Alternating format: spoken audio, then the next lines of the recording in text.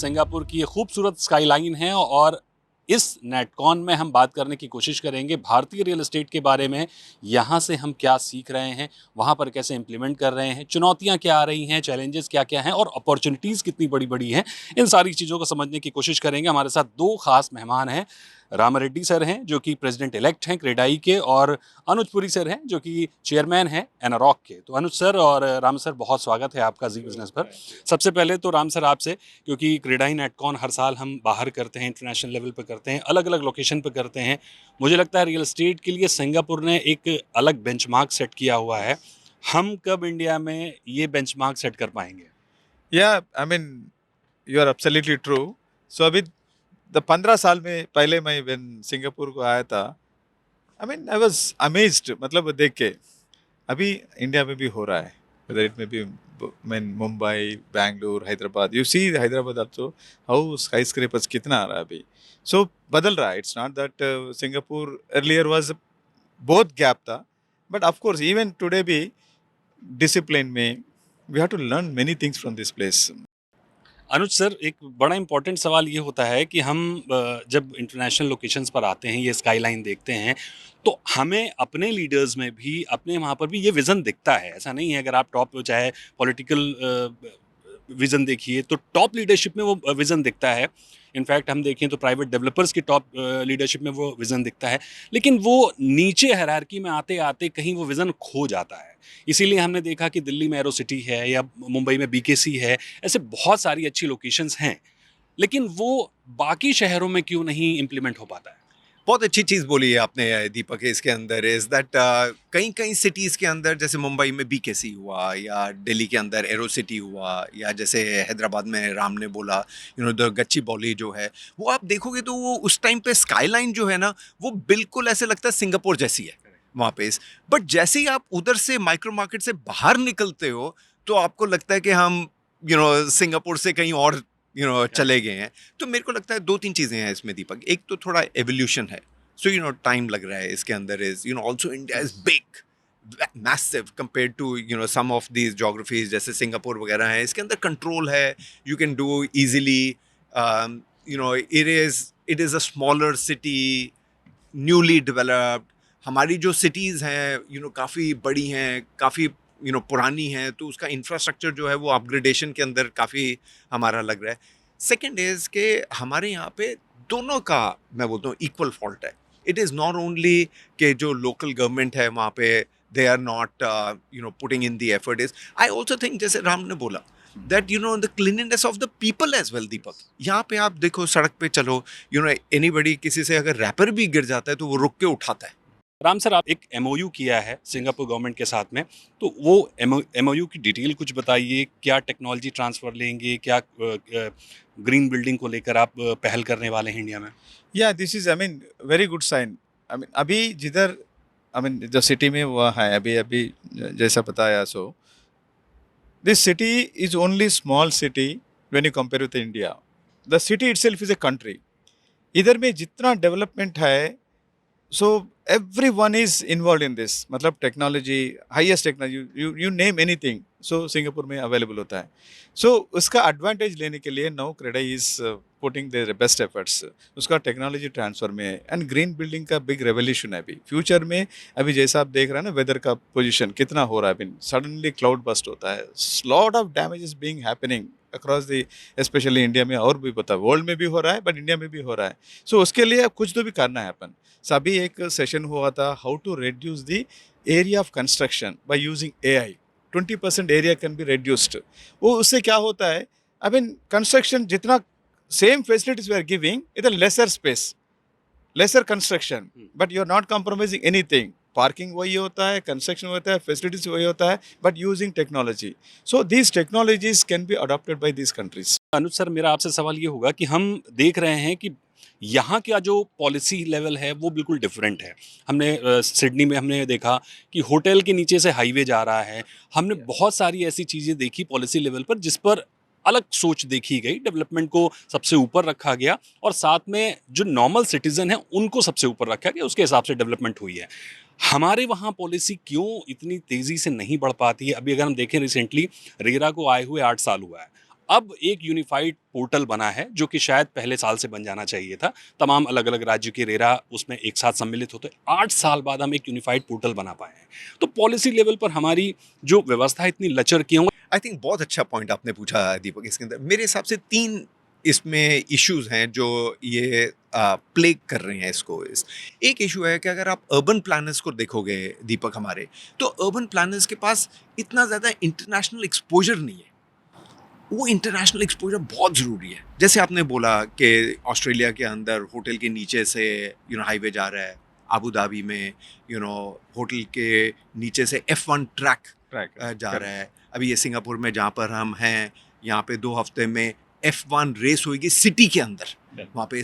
तो urban planners को बहुत ज़्यादा एक्सपोजर है इसका। हमारे अनफॉर्चुनेटली जो एजुकेशन है अर्बन प्लानिंग की और जो एक्सपोजर है उन डिसीजन मेकर्स का, ब्यूरोक्रेट्स का है, पॉलिटिशियंस का है, बट जैसे ही आप नीचे जाते हो उसके, तो उनका इतना एक्सपोजर ही नहीं है, तो उनको मालूम ही नहीं है कि ये सारी चीज़ें we are like 10, 15, 20 years primitive जो हम अर्बन प्लानिंग कर रहे हैं। एक वो है।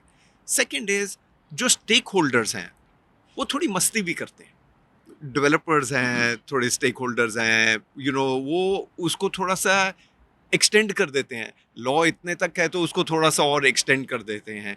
आई think is now the stakeholders have understood is कि भाई डिसिप्लिन ही रहना है। जैसे Ram said is at the start is कि डिसिप्लिन एक चीज़ है हमारी, कि it should not happen is that जो स्टेक होल्डर्स हो वो इनडिसिप्लिन हो जाएं और हर चीज़ फ्लेक्सिबल कर दें। आई थिंक कहीं ना कहीं अर्बन प्लानर्स को ये भी लगता है कि हर बारी हम लॉ बनाते हैं तो उसके अंदर हर स्टेक होल्डर फ्लेक्सिबिलिटी ढूंढता है कि इसके अंदर क्या फ्लेक्सिबिलिटी है। वो सेकंड एक इशू हो जाता है। और थर्ड इशू है कि जो हमारा इंफ्रास्ट्रक्चर है वो बाद में आता है, सिटी पहले बन जाती है। That is the biggest thing. बहुत बहुत बड़ी चीज़ है वो वाले। अब कहीं पे भी देखो, जैसे दुबई देखो, दुबई के अंदर वो पहले इंफ्रा डाल रहे हैं, फिर बाद में वो प्लॉट्स ऑक्शन करते हैं, बिल्डिंग्स उसके अंदर आ जाती है। बड़ा इंपॉर्टेंट पॉइंट अनुज सर ने उठाया है राम सर, क्योंकि आप देश के सबसे बड़े डेवलपर संगठन से जुड़े हैं, 13,000 से ज़्यादा आपके मेंबर्स हैं। अगर हम देखें तो ये जो बातें हैं कि इंफ्रास्ट्रक्चर पहले आए, बाद में रियल एस्टेट आए, बाद में प्लानिंग हो, ये कैसे होगा? आप क्या सरकार तक बात नहीं पहुंचा पा रहे हैं, या बात पहुंचने के बाद में उधर से वो रिएक्शंस प्रॉपर नहीं आ पा रहे? दिक्कत किस जगह पर आ रही? गवर्नमेंट विजन चाहिए। लॉट ऑफ विजन डॉक्यूमेंट होता है, 2020, 2040, 2050 का विजन डॉक्यूमेंट होता है। When people like Anuj will give great vision document. I mean, I've seen how they present vision documents, but is it truly implementing? वो नहीं हो रहा है। Correct. उसी में प्रॉब्लम हो रहा है। अगर गवर्नमेंट अगर अच्छा प्रायोरिटी दिए तो ऑल दीज थिंग्स, एजुकेशन में प्रायोरिटी देना है, उसमें जितना होना नहीं हो रहा। अभी देखिए गवर्नमेंट स्कूल में कहाँ पढ़ रहे हैं लोग, अभी प्राइवेट में अभी ऑर्डिनरी लोगों को प्राइवेट में नहीं होता है। सो गवर्नमेंट उसमें हेल्थ, एजुकेशन, इसमें फुल इंफ्रास्ट्रक्चर में फोकस करें तो investment will come to India. India is a big country. Growth अभी देखिए पूरा दुनिया में इतना ग्रोथ किधर भी नहीं। जीडीपी देखिए 7%, in spite of all these recessions, whatever you call it, still we are strong.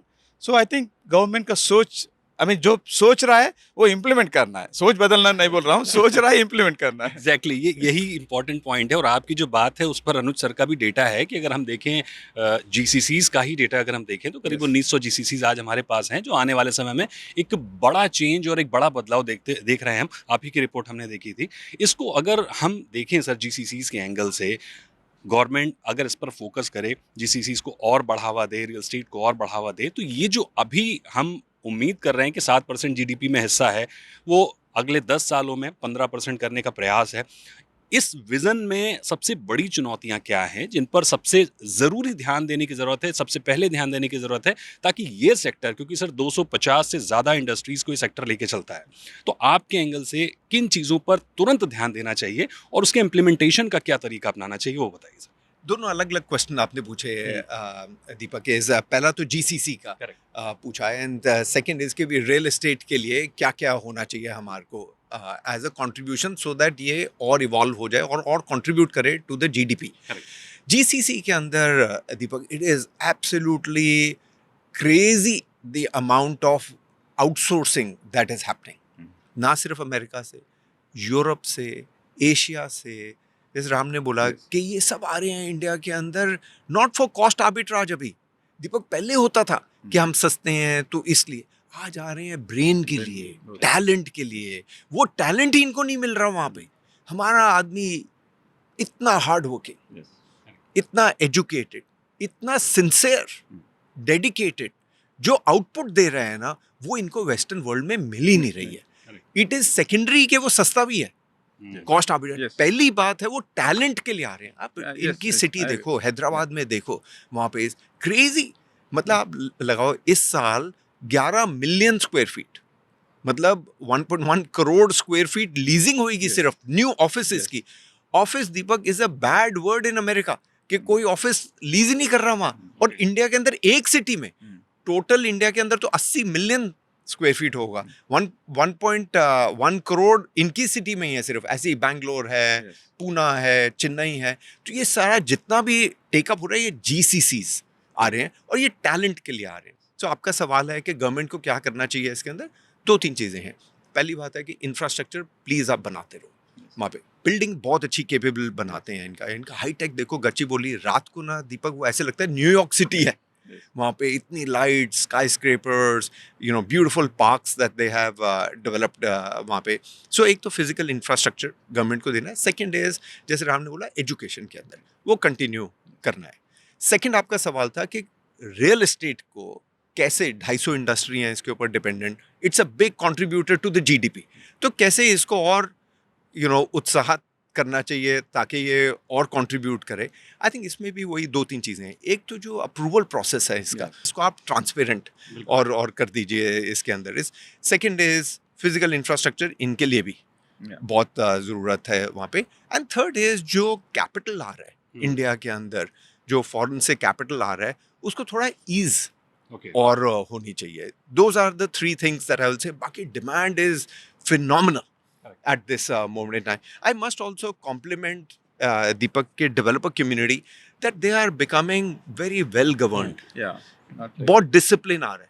आज से 8-10 साल पहले दीपक नहीं था वो वहाँ पे। अभी क्या है, बहुत फाइनेंशियली एस्ट्यूट हो गए, डिसिप्लिन्ड हो गए हैं, वेल गवर्नड हो गए हैं। जितने इनका एबिलिटी होती है, ये उतना ही डेवलप कर रहे हैं, रादर देन ग्रीड और फियर जो है ना, बड़ा फाइन बैलेंस हो गया अभी डेवलपर। पहले क्या हो गया था, greed had overtaken the fear.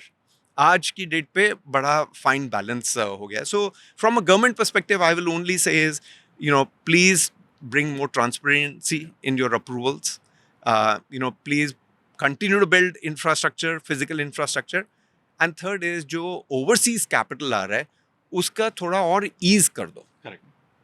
बिल्कुल सर, कई अहम पॉइंट आपने बताए, जैसा कि अनुज सर ने और राम सर ने बताने की कोशिश की कि हमारे पास ना तो स्ट्रेंथ की कमी है, ना टैलेंट की कमी है, ना स्पेस की कमी है। अब अगर हम बात सिंगापुर की करते हैं तो ऐसा नहीं है कि ये कोई पारंपरिक रूप से बना हुआ रियल एस्टेट था, मैन मेड है। सब कुछ बनाया गया है एक रॉ लैंड पर। दुबई की बात करते हैं, सब कुछ बनाया गया है रॉ लैंड पर।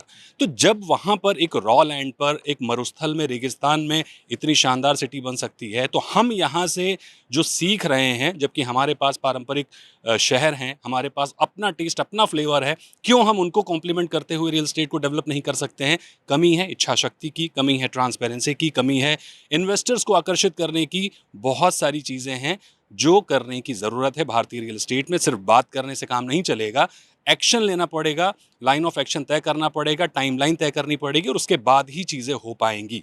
और टॉपिक पर बात करेंगे फिलहाल अनुज सर के साथ और राम सर के साथ। इतना ही।